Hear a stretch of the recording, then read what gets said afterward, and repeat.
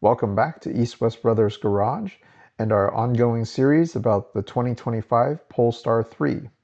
Today we're going to take a look at the Polestar's performance. So the Polestar 3 was designed to be a performance SUV. We see this in the Polestar's stance.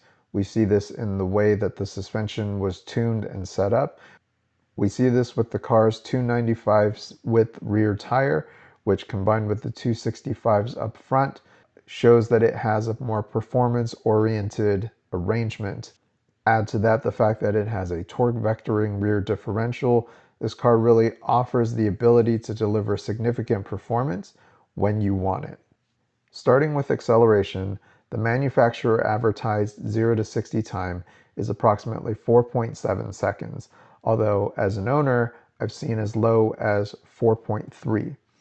Up on the screen, you'll see two runs. One was about 4.9 seconds. The other one was just under that at 4.86.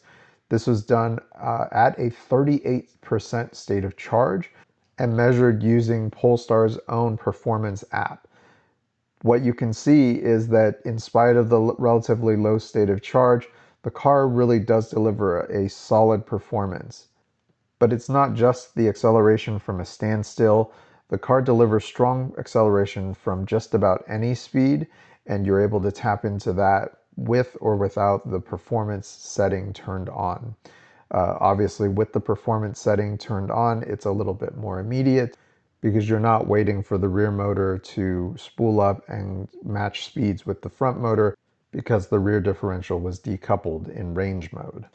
The pedal in the Polestar 3 is tuned really well to deliver smooth power. It's not going to give you that sort of neck snapping immediacy that some EVs go for. Instead, it just gives you a strong build of power, which allows for really predictable adjustments and allows you to really make sure that you're able to fine tune the positioning of the throttle to get the right kind of power delivery that you're looking for. Of course, in conjunction with powerful acceleration, you've got to have really good brakes, and the Polestar 3 delivers on that front as well. It has 15.7-inch rotors front and rear, which means that it's got huge brakes to handle the 5,600-pound curb weight. The physical brakes are paired with a great regen system that has the ability to be adjusted to 3 levels: off, light, and normal. And so you can fine tune the amount of regen that you want out of the system, which also ensures your ability to remain safe. In terms of handling, the Polestar 3 rides on a dual chamber adaptive air suspension. It has the ability to lift the car and give it up to 10.3 inches of ride height and also lower the car so that it has only 6.3 inches of ground clearance.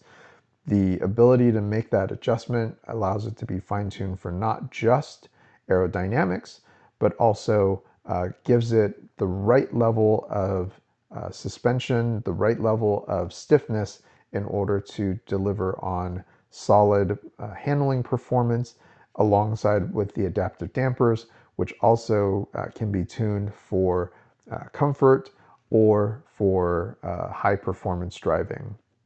The air suspension allows for great ride quality. It's really smooth, very comfortable, but not sacrificing too much in terms of performance, and it still gives the car the ability to handle really well. Contributing to that handling is the torque vectoring rear differential. This differential really is the party piece of this car. It allows such a ponderous mass to rotate around corners like you wouldn't believe. The way the differential works is by overdriving the outside rear wheel. So the car is able to send almost the entire power output of its rear motor to that outside rear wheel. And in doing so, it rotates that outside wheel faster, driving the car around the corner and helping it to handle like it's on rails. The trick with this differential is that unlike a car that only has a limited slip, which works whether you are on the power or not, This car really needs you to stay in the power in order for that outside rear wheel to really be able to push and rotate the car around. So you have to stay in the power. You have to be willing to trust the car and trust that it can deliver and make that rotation. But once you get used to it, you can take advantage of that rotational ability and really push the car a lot harder than you think should be possible given a car of this size, given a car of this much mass. At the end of the day, the Polestar 3 really is a fantastic combination of luxury and performance.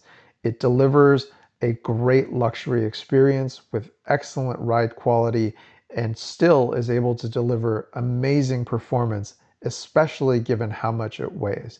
So it's a fantastic combination of both of those qualities and helps to deliver on a vehicle that I personally think makes no real compromises and really gives you the best of both worlds. We hope that you learned some more today about the Polestar 3 and whether or not it would be a good fit for you.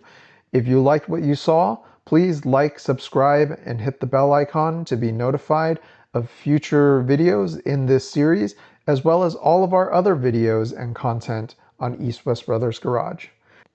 Thanks again, and we'll see you next time.